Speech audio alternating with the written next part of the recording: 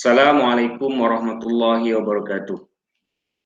Allahu Akbar, Allahu Akbar, Allahu Akbar, Allahu Akbar, Allahu Akbar, Allahu Akbar, Allahu Akbar, walillahil hamd. Alhamdulillah, tinggi-tinggi kesyukuran kita rafakkan ke hadrat Allah Subhanahu wa taala kerana dengan izin dan limpah kurnianya kita telah berjaya menjalani ibadah puasa sepanjang bulan Ramadan yang baru sahaja berlalu. Dan hari ini, iaitu Hari Raya Aidilfitri, hari kemenangan yang ditunggu-tunggu oleh seluruh umat Islam bagi merayakan kejayaan tersebut. Aidilfitri disambut dan dirayakan bukan sahaja sebagai tanda kemenangan melawan hawa nafsu, menahan diri dari lapar, dahaga, dan perkara-perkara lain yang membatalkan ibadah puasa, tapi juga sebagai tanda kejayaan umat Islam kembali kepada fitrah. Fitrah sebagai hamba Allah yang bertakwa, selari dengan firman Allah di dalam surah Al-Baqarah ayat yang ke-183. A'udzubillahi minasyaitonirrajim. Ya ayyuhalladzina amanu kutiba alaikumusshiyam kama kutiba alal ladzina min qablikum la'allakum tattaqun. Yang bermaksud, wahai orang-orang yang beriman, diwajibkan ke atas kamu berpuasa bagaimana diwajibkan ke atas orang sebelum kamu, mudah-mudahan kamu beroleh ketakwaan. Marilah kita mengambil kesempatan di hari yang mulia ini untuk mengucapkan berbanyak syukur kerana di samping berpeluang menjalani ibadah puasa sebulan yang lalu, dapat kita berjumpa lagi Aidilfitri pada kali ini, menandakan satu nikmat dan kejayaan besar yang dikurniakan oleh Allah Subhanahu wa taala kepada kita semua. Ar-Rasul sallallahu alaihi wasallam bersabda, "Zayyinu a'yadakum bitakbir." yakni hiasilah hari raya kamu dengan memperbanyakkan takbir. Saudara-saudari yang dirahmati Allah, di samping kegembiraan menyambut Aidilfitri, pada masa yang sama marilah kita sama-sama mengisafi segala ujian dan cabaran yang dihadapi oleh penduduk dunia amnya dan juga rakyat di negara kita dalam menangani cabaran wabak pandemik COVID-19. Pada tahun lalu, semasa wabak ini mula melanda negara, ianya merupakan satu perkara baharu yang mengejutkan dan ramai panik kerana pertama kali mengalami keadaan seperti itu.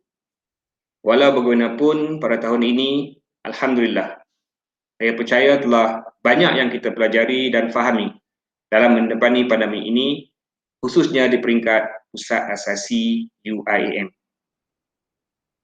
Apapun berbeza dengan tahun yang lalu, alhamdulillah di peringkat Pusat Asasi kita, Ramadan kali ini dapat kita makmur dan maksimalkan dengan berbagai program dan aktiviti kerohanian seperti ibrah dan tazkirah Ramadan, iftar, qiyamul lail, sembahyang berjamaah di masjid dan sebagainya, dengan mematuhi dan mengikut panduan dan SOP yang berkaitan. Saya sendiri sebagai contoh berpeluang bersama pelajar dan warga Pusat Asasi mengikuti selain dari sembahyang fardu, juga sunat tarawih secara berjemaah sepanjang berada di kampus Gambang yang diimamkan oleh para hufaz di kalangan pelajar kita di masjid kita sendiri.